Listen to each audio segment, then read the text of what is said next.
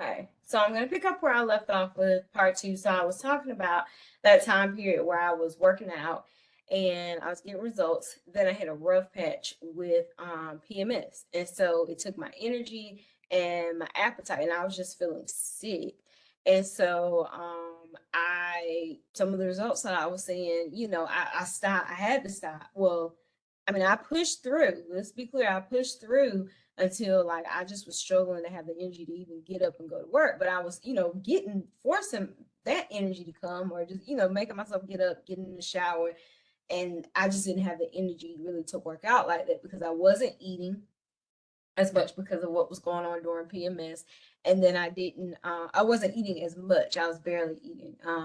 And then the workouts, I just didn't have the physical energy as well as a combination of things. So then the results, because I do have a high metabolism, like I was losing some of the gains, and I like the results. I like what I was seeing with the gains. So and when you get into a routine and then you get off that routine, sometimes it's hard to get back into it. So it took me a little while, and then you sometimes have to overcome that discouragement of, this was going so well and then something came along and hindered me.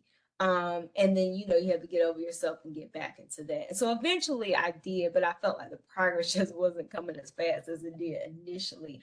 And I felt like it was harder to get back up to the rigor of the workouts that I was doing when I first started back. So then I think I mentioned that there were two different comments. So this was November when I was like really hitting it hard with my workouts. And so then I encountered another situation where this is the second comment, was made comparing me to someone else. And again, I'm just like, that's not even necessary. And now in that moment, I didn't say anything. I felt led because I felt, well, in this moment, the other moment, I felt like I remember hearing like, okay, you're going to sound insecure, or that's just insecurity, like a combination of those two things. This is the first time.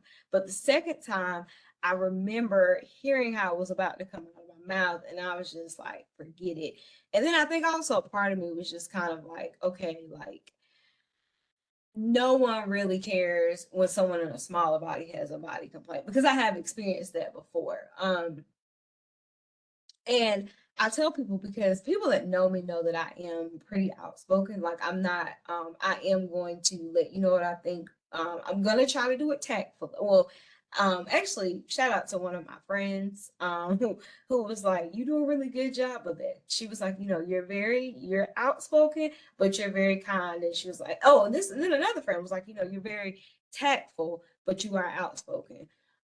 So it's not in my nature to not say like if something is bothering me, but and that second, but sometimes, I tell people even the most outspoken, or I don't think I'm the most outspoken person, but even outspoken and assertive people, um, you have moments, where situations of life has beat you down, or you get triggered, or you remember a trigger and you choose not to speak up on something. So yeah, I didn't say anything that particular time. And the crazy thing was the timing of that comment. So that was during the time where I was working out. So I felt like, and I was starting to see the results of the gains. And I felt like, and I can't, this was before I had slacked off a little bit. And, it's just kind of one of those things where you don't know what people are going through, and you say something to them and you say it in front of people. And it's like, mind your own damn business. You know what I'm saying? Like, it, it comparison is just unnecessary. It's just, you don't know what somebody is going through internally, and then you also don't know like what they're already doing to fix how they feel. Um so yeah, those are just a couple of situations that I've personally experienced when it comes to body image. There is actually a picture of me, I remember from 2018, that I kind of hang on to. Might be two now that I think about it. I think my birthday that year, and then there was a summer picture of me in a bathing suit that I absolutely love, because I feel like those were during some of the times where I weighed the most, or I was definitely slim thick. And I love that look. And it's just so interesting how um one, we just never know like what people are going through and what they are struggling with, and we really have to be gentle with our words. And I'm not saying that you don't need to say what needs to be said, but you need to think about it. You need to think about why you feel like you need to say it. Um, and you also need to think about, does this need to be said in front of a group of people, or do I need to pull this person aside and just have this conversation? Um, Another thing is, I will say, let me say this, that I really do value different body types. Like, I really do believe that there is beauty in all body types. And I think that the main thing that we have to think about is health. Are we healthy in the body that we're in? I don't think that there's anything wrong with having a certain look that you like for yourself, but you have to question, is it you that likes this look, or is it because of something that someone has said to you?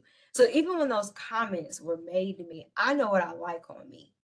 I know what I like. I know I like when I have I know I like when my weight fluctuates up. I know I naturally have thick thighs on a small body, and I know I like that about me. Um I know what I like on me. I know I like to fill out my clothes. I know I really do like having a small frame, but having curves on that small frame. That's something that's important to me because I like the way that I look in my clothes when I look like, when you see the curves popping on the small frame. I'm not bada boom, bada bang, but I am um very I am blessed with curves on the small body, and I know that's just what I like. Um, do I, do I think that that's gotta be the main thing. Like, we individually have to look at health. Are we healthy in the body we're in? And then when we start thinking about like how the body looks, why do we want it to look that way? Like, again, is it from something that someone has said to us and we don't feel like we're enough, or we feel like we're too much?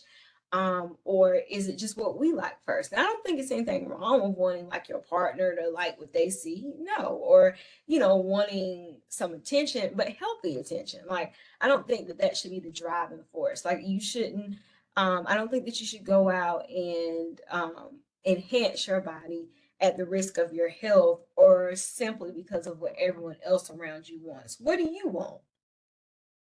Think about that. Write those goals down that you have for your body and look at, how is it attainable in a healthy way that doesn't become like an obsession. Something that is a mental obsession, something I'm constantly thinking about, or something that is a physical obsession, and that I'm constantly working out, or I'm constantly working out to a detriment to my own health. Like, I'm talking about like working out when I need a rest day, or working out like 5 times a day, something that um probably is just not healthy for you, period. Um, Something else that I was gonna say was another direction that I wanted to go with that. But I do think that, yeah, we have to think about why we want what we want, but we also have to, being healthy is key, because I don't think that automatically because you're in a smaller frame body means that you're healthy. You got to look at like what's your numbers, like your blood pressure and all that.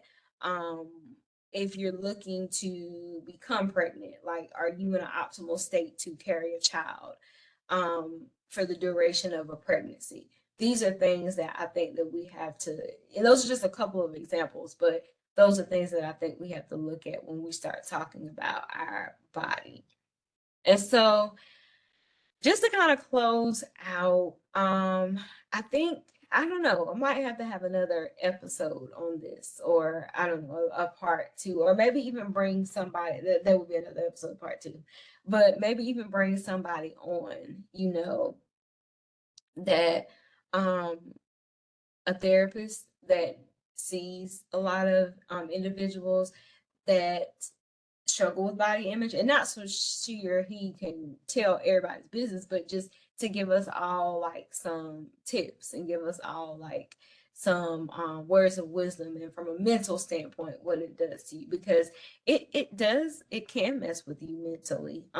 How you feel about your body can absolutely have an impact on your mental state. It can, because if you're becoming obsessed with body image, then that's taking up room um that you could be using for other things. And then also our thoughts drive our actions. So what are those thoughts driving how are those thoughts driving us to act out? So if I could leave you all with something, I would say just reflect on, as we go into Body Acceptance Week, reflect on your own journey throughout your life.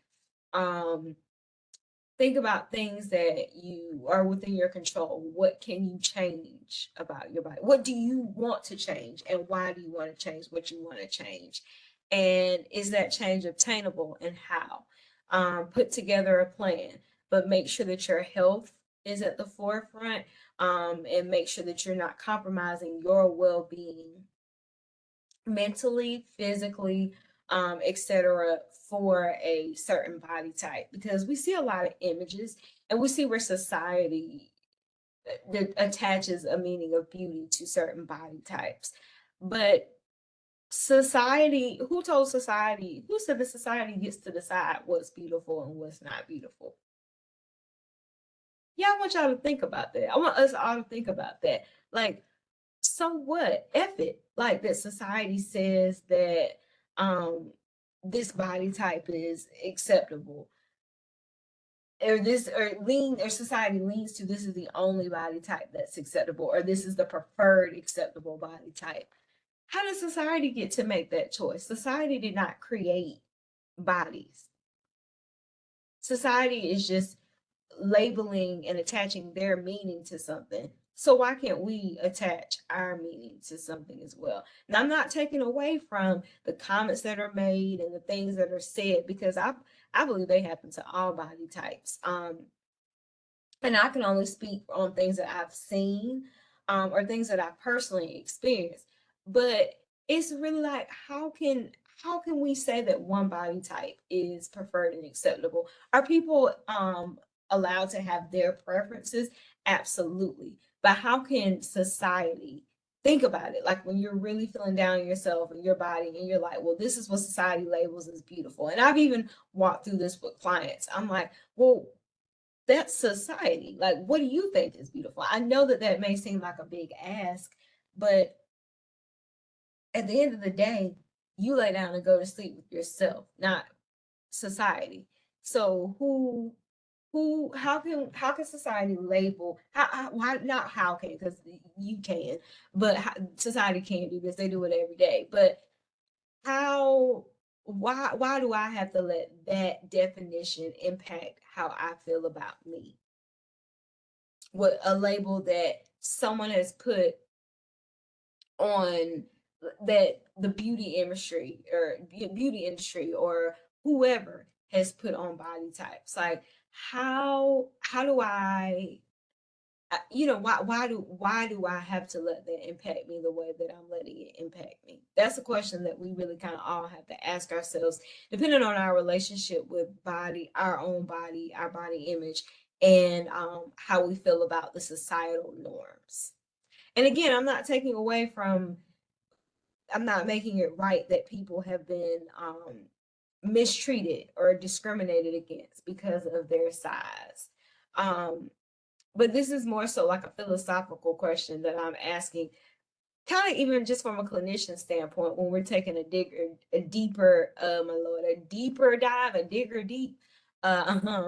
deeper dive into the work that we have to do when we think about either accepting our body neutrality, or what was the other one? I actually loved it. Body liberation. So yeah, my challenge is to just challenge everyone that's listening to sit with yourself.